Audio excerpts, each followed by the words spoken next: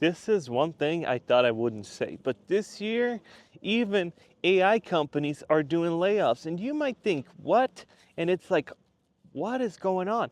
Because everybody and their mother and their dog is into AI now. And all these companies have been getting billions of dollars in investments. But AMD is laying off 1,000 people to realign their organization and kind of come up with new ways, because some of their gaming, whatever they did, their graphic card sector or whatever it is, wasn't that profitable. So what do? They got to realign their priorities and kind of reinvest in some other stuff. So they're laying off 1,000 people. And to add fuel to the fire, Boeing is actually sending out pin slips. So it is not looking good for job seekers. And so it is just not looking good. And in today's video, I'm going to talk to you guys about how tough the job market is. So for all these people that got laid off, it's absolutely nuts. You're going to have such a struggle, because I just talked to somebody on LinkedIn, and this is why I love this channel, and you should click the like button so I can get more context, so I can give you better information, and I can give you better resources and better tools to help you guys out.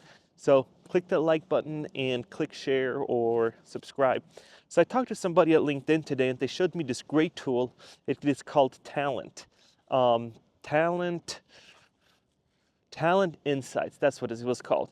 And Talent Insight allows you to actually go into LinkedIn and see who's getting hired, what the company is, what the trend is, who's on LinkedIn, and all these fancy spreadsheets, fancy dashboards, and it kind of tells you who's hiring, what skills, where they're at, and who's open to work, and all these kind of other things.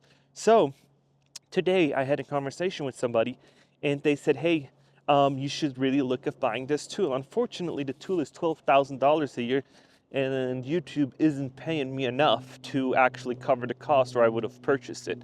So I was like, this would be super cool to share with you guys on how competitive these job markets are and how to actually break into it. So what we looked at is software developers in the New York State. And there were like 1 million people open to opportunities, like open to work, or were looking for or breaking into software. And there were only about, I think, 5 to 50,000 jobs opening, and 1 million people were available to do that. So it wasn't that there was a million people unemployed. No, it was that 1 million people were open to opportunities, or had their open to work or open to opportunities on LinkedIn. So whenever you go into LinkedIn, you can click, hey, I'm open to work and I'm open to opportunities. And so then recruiters or other people can kind of come and see your profile, and then you can get hired like that. And now I heard another TikTok video that was super interesting. And they said, when our generations, the boomer generations, it was all about who you know. And that is true for how they got hired. So they got hired basically who you know, who you mingle with, and they kind of got you jobs. And now with social media, it is about who knows you. And so what I mean by that, it's all about how you can get eyeballs on your LinkedIn profile, how you get eyeballs on your resume, and who knows you. So it's kind of switched around, right? And so all of these million people in the New York State that are looking for it are competing to about 5 to 50,000 software developer jobs. And now what is that going to do? Well, that's going to make it really, really tough. And you got to do way more work and way more legwork to kind of keep up with the trends, to keep up with technology, to keep up with how to apply, how to network, how to get your resume out there, how to get your resume seen, how to pass these interviews. And it showed on there, it had this nice little graph on the side, how competitive it is and how the hiring process works and how hard it is actually to get these people hired. And that in New York, it is so competitive to get people hired. And you saw on that tool that they had on the Talent Insights tool, it had all these insights of what kind of skills you need and everything else. And it was just amazing to see all this kind of stuff. So if my YouTube channel makes enough money, maybe I'll buy it, because it'd be super cool to see all about these Boeing employees, how they can do all that and see it. So I was like, if my YouTube channel makes about $1,000 a month, I will totally buy it. But for my career coaching service, I don't necessarily need it. And the company's definitely not there to just spend $12,000 on it. So I was like, bummed out, because that would have been super cool. But hey, we'll wait till next year. Maybe this will blow up and we will see. But yeah, so back to that video, to what the guy said about on TikTok about, who sees you. It is so important now with short attention spans on how you can attract the eyes. There's positive and there's negative attention, right? And you want the positive attention. That's why on LinkedIn, people don't really complain and aren't 100% honest, because their employer might be watching. So you want to talk about positivity, and you kind of want to be right in that kind of edging on the gray zone, so you do get visibility and you do get insights, but you're not hurting your own personal brand or your employer's brand. Because what I've always been telling you guys is that if you work for a bigger company, you have a brand that is above you. So you're the working person and you have the brand that they try to portray. So Subway has a brand, CC's Pizza, Burger King, McDonald's, Spirit Airlines, you name it, they have a brand. And when you go into these stores, and you see it at Ross, if you go to Home Goods, if you go to 7-Eleven, they all have a certain type of brand. And when you go into these stores, they have a connotation to them, right? And so if you get mistreated in some of these stores, and it happens a few times in different stores, you're gonna stop going. So your brand is really, really key to get you hired in a lot of these situations. And then we always have people that reach out to me and say, I'm just a victim of capitalism, and I wanna stick it to the man and do all that. And to those people, I always say, listen, I'm for you and I hear you, and I'd love to do that, but it is not worth fighting gravity. To fight gravity, you just don't have enough money. You don't have enough resources, you don't have enough money to do anything. So why not be just going with the flow, make your life easier rather than harder? Because I see a lot of job seekers being like, I'm not gonna do this. If they want me, they want me. If they don't, they don't. I'm like, man, if you come into the negotiations like that, if you come into the job like that, you're gonna have problems. You're gonna be the guy that nobody wants to work with, and you're gonna be the first one in and the first one out. So I had all these conversations. I had calls with people that say, please, please, please help me out. And then after 2 minutes in the conversation, they're just going on and on and on how they've been mistreated by other people, by other employers.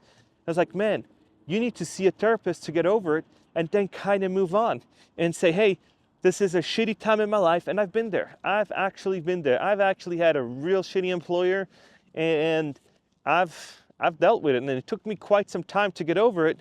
And then you just kind of move on and be like, yeah, shitty employers, they're out there. And then you just try to get your next opportunity, don't burn the bridge, and get out.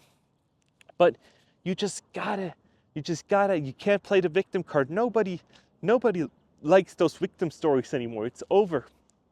Tell the success story. And just what I try to tell all these people that I am on calls with, it's like, hey, just portray a success story. Tell them how you turned it around. Because if you're coming in negative and you're telling me that, how you got mistreated, you got all this other stuff, you probably tell them other people that will tell your future employer of why you left and all that, because you just can't hide it. You still have so much pumped up anger in you. Go to the gym, go boxing, go let it out there, and then just go into the interview and say, you know what? This was a part of my life that I paid the bills, and that's it, and I'm done. So now I move on. But you just gotta do it. You just gotta get over it and say, hey, this is a new chapter now, and this is 4 years of growth time, so let me start it off on the right foot and move myself forward, and trying to portray the best side and let that other negativity stay in this year, right? Because if you're not gonna get a job coming in the next few weeks, it's gonna be really, really tough. Thanksgiving coming up, the holidays coming up. If companies had a PTO, use it or lose it, they'd rather take it now than lose it. And so what they're gonna say is, hey, Let me take it now so I get some time with my family, with the vacation times. What a correlation is to make interviews harder to schedule, right? Makes sense. People are gone, harder to schedule the interview. So then all of a sudden, when are you going to start? January. Or they're going to say, we'll have the interviews in January, so the book looks good to close out the year. And that's why all these layoffs are happening at the end of the year. And yeah, it's a brutal time. So how do you go about that? Because people always say, you need a solution. What do you need? Well, be on LinkedIn. Let's connect. Make your LinkedIn profile visible. Make it so that you are portraying the best side of yourself. Don't post about how your old employer was an asshole. Post about, hey, my $5 million project just saved the company that I was part of, just saved the company $3 million, and this was what I did. And so all of a sudden, when you start posting stuff like that, trust me, people and employers are going to look you up. They're always going to look you up on LinkedIn because it's just a glance away. And when you copy and paste your name from the resume, from, hey, this guy's going to have an interview, and you're just going to look at their LinkedIn, you could see, oh, interesting, did this for this company, did that for this company. And all of a sudden you're like, yeah, I'm going to be quite excited to actually be part of this interview panel to interview this guy. And then if you come in all sour because your old employer mistreated you, don't do that. Just be positive, be like, yeah, didn't work out, searching for new opportunities. They've let it go. I was in a group mass layoff type of situations. Because what companies now do, and I've seen this a few times, is if they don't want you no more, they're just gonna move you to a team that's gonna be laid off. So they'll rearrange you, move you to a team that is on the way out, and then they're just gonna move that team out. And yeah, and then they say, oh, this team just didn't make it. And yeah, there might be a few months of you working at that new team, and then they're gonna say, oh, we're gonna axe this whole team, and then it's done. So there's all these ways how they go around it. And that's why I always say, be positive at your workplace. Talk positively about your peers. Talk positively about your boss. Even though your boss might be the biggest tool, the biggest asshole, just talk positively about him. Because guess what? If he doesn't like you and you undermine him, he's gonna make sure that you're gonna be out. If there's gonna be quadrants like of where employees fall, and then there's always like this one guy Joe or this one guy Max is always bugging me. He's always undermining me in meetings with my boss. So I'm just gonna put on there that he is underperforming, that he doesn't follow directions, and that he doesn't do his stuff. And all of a sudden, they're gonna oust you. And everybody's replaceable. That's just how it is. Everybody is replaceable. It's just gonna be a matter of how long you need to find the replacement and how much it's gonna cost you. And you might find nowadays it is way easier than it was 2 years to find a better replacement at a cheaper price. And now you're like, what? Yeah, right now, look at all these people that have been laid off from Google, from Meta, that are going to be let go at Boeing. Those people come from reputable companies. So those people are going to be desirable. And then you are going to just enter into the job market and going to try to compete with these people. And they already know the corporate world and all this other stuff. So it's going to be hard. And so you got to stand out. You got to get a project portfolio done. You got to start networking. You got to give first before you receive. Because everybody in the networking world, networking has such a bad connotation to it. But everybody's like, let's network and do this. Then they show up late. They don't show up. Or they do something crazier and say, why should we even network? And then it's like, you wanted this call. Why let me sit on my call waiting for you because you were the one that wanted it? And then they're like, hey, let's meet. And then I'm like, nah, if you're 3 minutes late to a networking call, I'm done. Because most of the time I'm in a call, people try to sell me. So most of the time they want something from me. They want to pick my brain. They want to do something with my, sell something to my company. They want to do something else. I'm rarely the one that's trying to pitch and sell. So absolutely interesting how people are entitled to the time and the resources that you're just willing to offer, because you're like, hey, it never hurts to network with somebody, right? So start doing it and start saying, hey, let me give you let me buy you a Starbucks coffee. Let me buy you that during the time. So I've seen somebody actually on LinkedIn say, hey, if we have a networking thing, I'll DoorDash you a Starbucks coffee, however you like it, or something like that. That makes you feel valuable on the other side of the end of it. And so that's what you're trying to do in interviews, because when you're sitting in that interview, the number one goal is trying to be, hey, I'm the right fit, I can make you money, and I'm a good cultural fit, right? Because even if you might be the top achiever and you might be the best person, if you come over as an asshole, most people are gonna say, nah, it's not the right fit, let's keep looking. So you wanna come over with soft skills that will make it say, yeah, he's a perfect person to be on the team. And my company that I own with Allison has now hired 3 people in the last 2 months about actually, progressing where we're trying to go, because we are building the biggest career platform for job seekers. And so I'm like, hey, what we got to do is we really got to hire the right people. And so I've been holding interviews, so that's why my videos haven't been so frequently and infrequently, because I'm trying to weed out these people that can't be a part of my organization. Because if you want to build something, you gotta hire the right people. And I'm telling you, if you have the right people, it becomes enjoyable, right? Because if you have the right people, they're all working towards a mission, they're all doing their thing, they're all doing their part. And I'm not talking about they gotta be on the computer at 9 to 5, and if they're a minute late, no. Get the job done and you're good. Get the job done. Everybody has a life, everybody has things going on, and I get that. And so this is just a perspective from me as an employee, as I was, and as a manager now, as an owner, because there's 2 different sets, right? There's these owners and managers that just don't give a shit and say, if you're out, I'm just gonna hire somebody new. And that might be valuable, but there's so much that gets lost when you have to let these people go, because you lose ideas, you lose training, you lose all that. And as a business owner, as a small business owner, I have to say is it just costs you so much money to retrain these people to answer the same questions twice, because your previous employee probably asked that same question.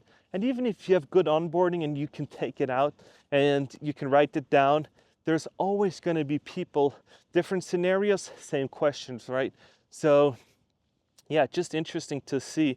And I love that you guys, some of you guys are also business owners that watch my stuff and can relate, because some of you guys own restaurants, own tire shops. And I love when you guys say, hey, I also own a business. So let me know in the comments below if you also own a business, because it's just so great to have business people talking about all these kind of stuff. So what I was thinking about doing is, if you watch for so long, and if you're a business owner, shoot me a text on LinkedIn. And I'm thinking about, we got to host like just a business mastermind, just free of charge, nothing there. Just if you own a business, you should connect with me so we can then just have a free chat, learn from each other, see what worked for other people, what worked for other industries. And if we can share some knowledge, and it will help a few other small business people grow their own business, it'd be a better day, because then we hire.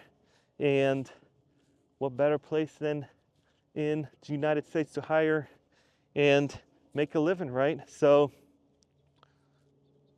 this is why I came to the United States, to live the American dream. So I appreciate you guys. You guys are amazing. And if you haven't, please like and subscribe. And yeah, this is it for this video. Let me know if that's something you guys are interested in.